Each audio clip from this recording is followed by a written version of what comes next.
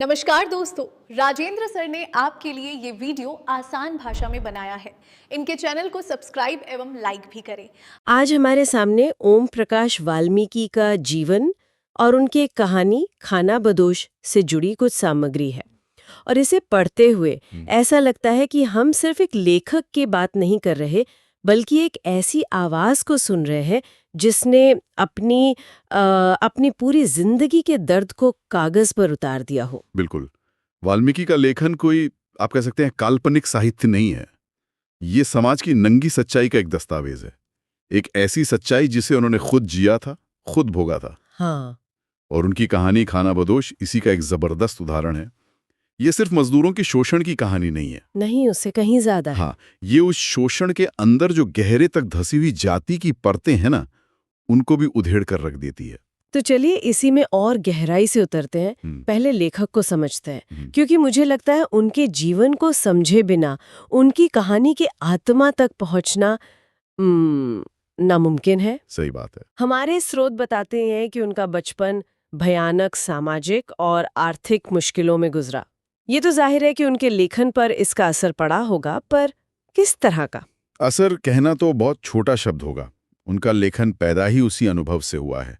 स्रोत में एक बहुत महत्वपूर्ण बात कही गई है।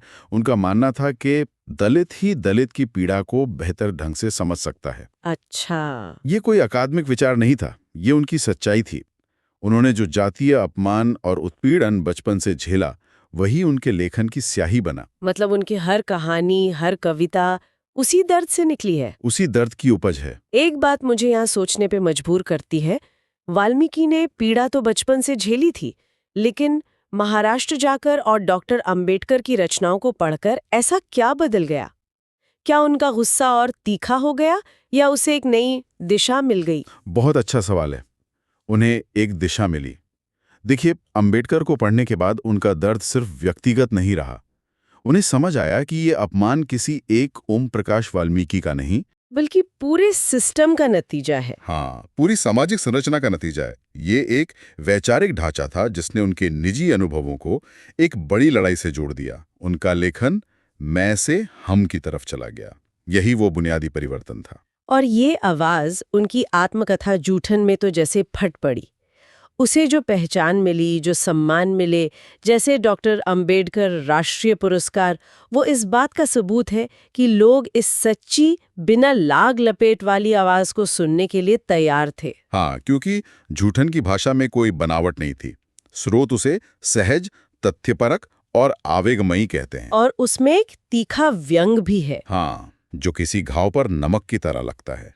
वो सीधी चोट करती है और शायद इसीलिए उसका असर इतना गहरा होता है। तो ये थे वाल्मीकि, जिनके लेखन में अपना भोगा हुआ सच था। और ये सच उनकी कहानी खान बदोश के हर पन्ने पर दिखता है। कहानी की दुनिया में घुसते ही एक घुटन सी महसूस होने लगती है ना? बिल्कुल। कहानी का नाम ही है खाना बदोश, मतलब जिनका कोई ठिकाना नहीं। और कहानी हमें ठीक वैसी ही एक दुनिया में ले जाती है, ईंट भट्टे की दुनिया। वो वर्णन बहुत शक्तिशाली है। डरबेनुमा झोपड़ियां। हाँ, जैसे वो इंसानों के लिए नहीं, कबूतरों के लिए बनी हो। सांप बिच्छुओं का डर, गंदगी, ये सिर्फ एक माहौल नहीं है। ये उन मजदूरों की जिंदगी का प्रतीक है जिन्हें सिस्टम ने कीड़े मकोड़ों की तरह जीने पर मजबूर कर दिया है। और भट्टा खुद भी। स्रोत में एक लाइन है कि वो हरे भरे खेतों के बीच एक धब्बे जैसा दिखता है। क्या बात है! जैसे प्रकृति की सुंदरता पर एक बदसूरत जख्म हो। बहुत सुंदर अवलोकन है। वो भट्टा जहां कच्ची मिट्टी को आग में तपाकर पक्का किया जाता है, वो असल में उन मजदूरों का ही प्रतीक है। वे भी तो मुश्किलों और शोषण की आग में दिन रात तप रहे हैं, लेकिन पक्के होकर मजबूत बनने की जगह वे जलकर राख हो रहे हैं। में दो किरदार मिलते हैं, सुखिया और मानो। मानो अपने गांव लौटना चाहती है। उसका एक संवाद है, अपने देश की सूखी रोटी भी परदेश के पकवानों से अच्छी होती है। लेकिन सुखिया, वो इस नरक की जिंदगी से तंग आ चुका है। उसे यहीं रहकर कुछ बदलना है। और यहीं से कहानी का असली संघर्ष शुरू होता है। वे अपनी मर्जी से खाना बदोश नहीं है, उन्हें हालात ने बनाया है। लेकिन उनके अंदर एक उम्मीद है, एक घर और सम्मान की तलाश। और ये तलाश ही उन्हें आगे की मुश्किलों में धकेल लेती है। ये तलाश एक सपने की शक्ल तब लेती है जब मानो पकी हुई लाल ईंटों को देखती है। वो नज़ारा उसके अंदर कुछ जगा देता है और वो बहुत मासूमियत से सुखिया से पूछती है, एक घर में कितनी ईंटें लग जाती हैं? ये सवाल कहानी का दिल है ना? बिल्कुल, ये कहानी का भावनात्मक केंद्र है। वो घर सिर्फ 4 दीवारों और एक छत का सपना नहीं है, वो स्थायित्व का, सम्मान का, अपनी जड़े जमाने का सपना है। एक ऐसी पहचान का सपना जो खाना बदोश के ठीक उलट हो। बिल्कुल, वो लाल ईंटें उनके लिए सिर्फ मिट्टी नहीं, बल्कि एक बेहतर भविष्य की उम्मीद बन जाती हैं। और इस सपने को पूरा करने के लिए वे दिन रात एक कर देते हैं। और जैसे ही ये सपना आकार लेना शुरू करता है, कहानी में विलन की एंट्री होती है। मालिक का बेटा सूबे सिंह। वो सिर्फ एक बुरा आदमी नहीं है। नहीं, वो उस पूरी भ्रष्ट और शोषण करने वाली सत्ता का चेहरा है। सही कहा। उसका परिचय हमें किस्नी नाम की एक दूसरी मजदूर के जरिए मिलता है। हाँ, किस्नी और उसके पति महेश की कहानी एक छोटा सा ट्रेलर है कि सूबे सिंह क्या कर सकता है। वो अपनी ताकत का इस्तेमाल करके किस्नी का यौन शोषण करता है और उसके पति को नशे में डुबोकर खरीद लेता है। तो ये हमें दिखाता है कि वहाँ मजदूर कितने लाचार और बेबस हैं। कोई किसी के लिए आवाज नहीं उठाता, सबको अपनी मजदूरी की चिंता है। ये एक तरह से माहौल सेट कर देता है कि आगे क्या होने वाला है। इसके बाद सूबे सिंह की गंदी नज़र मानो पर पड़ती है। वो उसे अपने दफ्तर में बुलाने का बहाना खोजता है, लेकिन इस बार कुछ अलग होता है। हाँ, उनका एक साथी मजदूर जसदेव बीच में आ जाता है। वो मानो कि इज्जत बचाने के लिए खड़ा हो जाता है। जसदेव का ये कदम मजदूरों की एकता की एक छोटी सी चिंगारी जैसा है। वो दिखाता है कि जुल्म के खिलाफ आवाज उठाई जा सकती है। लेकिन सूबे सिंह जैसी ताकत इस चिंगारी को बर्दाश्त नहीं कर सकती। बिल्कुल नहीं, वो जसदेव को जानवरों की तरह पीटता है, ये दिखाने के लिए कि उसकी सत्ता को चुनौती देने का अंजाम क्या होता है। इस घटना के बाद कहानी एक बहुत ही मुश्किल मोड़ लेती है। मानो इंसानियत के नाते घायल जसदेव के लिए खाना लेकर जाती है, लेकिन उसका पति सुखिया उसे रोकता है। हाँ, और जो वजह वो बताता है वो दिल में चुभ जाती है। हाँ। वो कहता है, बामन तेरे हाथ की रोटी खावेगा। और यहीं पर वाल्मीकि अपनी कलम की असली ताकत दिखाते हैं।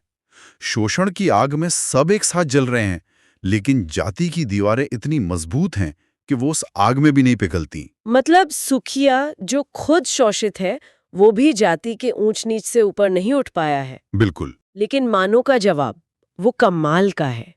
वो कहती है, बामन नहीं, भट्ठा मजदूर है वो, मारे जैसा। क्या बात है। इस एक लाइन में वो जाति की सदियों पुरानी दीवार को गिरा देती है। वो कहती है कि हमारी असली पहचान हमारी जाति नहीं, बल्कि हमारा साझा दुख, हमारा मजदूर होना है। ये वाल्मीकि का सबसे जरूरी संदेश है।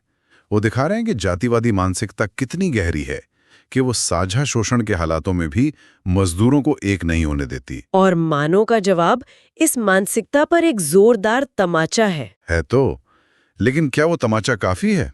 जसदेव खुद हिचकिचाता है, वो मानो के हाथ से रोटी लेने में झिझकता है। सच में ये दिखाता है कि ये जहर उसकी रगों में भी है। हाँ, ये बहुत दिलचस्प बात है, क्योंकि शोषक मतलब सूबे सिंह के लिए जसदेव और सुखिया दोनों एक ही हैं, मजदूर। वो उनमें भेद नहीं कर रहा। सही कहा। ये भेद तो मजदूर खुद अपने बीच कर रहे हैं, जो अनजाने में शोषक की ही मदद करता है। बिल्कुल, और यही मजदूर वर्ग की सबसे बड़ी त्रासदी है, जिसे वाल्मीकि ने इतनी बारीकी से पकड़ा है। उनकी एकता की जो छोटी सी चिंगारी जली थी, जाति के इस सवाल ने उस पर पानी डाल दिया। और इसके बाद तो सब कुछ बिखरना शुरू हो जाता है। सूबे सिंह का अहंकार और बढ़ जाता है।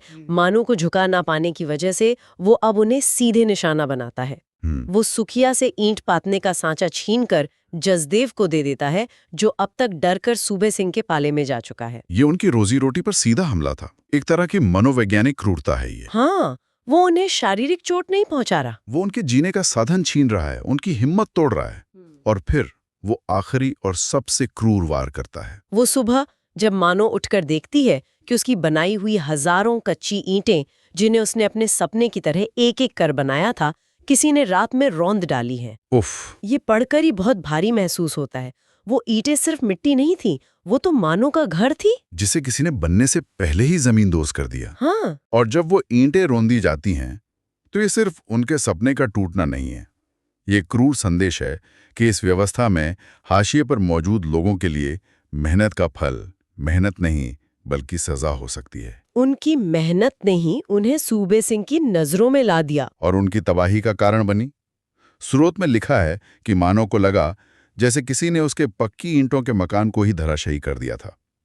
ये शारीरिक मार से भी गहरी हिंसा है। ठेकेदार भी उनकी कोई मदद नहीं करता, वो टूटी ईंटों की मजदूरी देने से साफ मना कर देता है। जाहिर है। और तब सुकिया की जो आवाज निकलती है उसमें पूरी कहानी का सार है।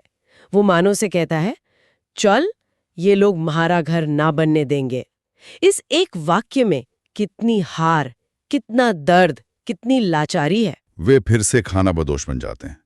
कहानी एक दिशाहीन यात्रा पर खत्म होती है। एक घर का सपना जो एक सम्मानजनक जीवन का प्रतीक था, ताकतवरों की क्रूरता और मजदूर वर्ग के आपसी विभाजन दोनों ने मिलकर छीन लिया। से बनी थी।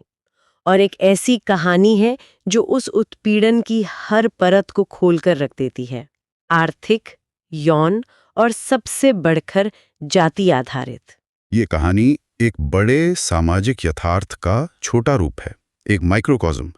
ये दिखाती है कि कैसे गरीबों के सपनों को बहुत व्यवस्थित तरीके से कुचला जाता है। एक साधारण, सम्मानजनक जीवन की इच्छा, एक अपना घर, इस सिस्टम में एक असंभव लक्ष्य बन जाती है। बिल्कुल, ताकतवर उसे छीन लेते हैं और समाज की आंतरिक दरारें उन्हें कमजोर बना देती हैं। सुनने वालों के लिए एक आखिरी विचार छोड़कर जाते हैं। कहानी सुखिया और मानो के हार कर चुपचाप वहां से चले जाने पर खत्म होती है। पहली नजर में ये पूरी तरह से निराशा की कहानी लगती है, लेकिन क्या उनके वहां से चले जाने के फैसले में, यानी किस्नी की तरह शोषित होते रहने से इनकार करने में, एक तरह का प्रतिरोध भी छिपा है? ये सोचने वाली बात है। क्या चुपचाप जुल्म सहते रहने से बेहतर है एक और दिशाहीन यात्रा पर निकल जाना? एक पड़ाव छिन जाने पर भी अगले पड़ाव की तलाश करते रहने का क्या मतलब है? नमस्कार दोस्तों, तो आपने इस चैनल को अभी तक सब्सक्राइब एवं लाइक नहीं किया तो अब कर दीजिए। धन्यवाद।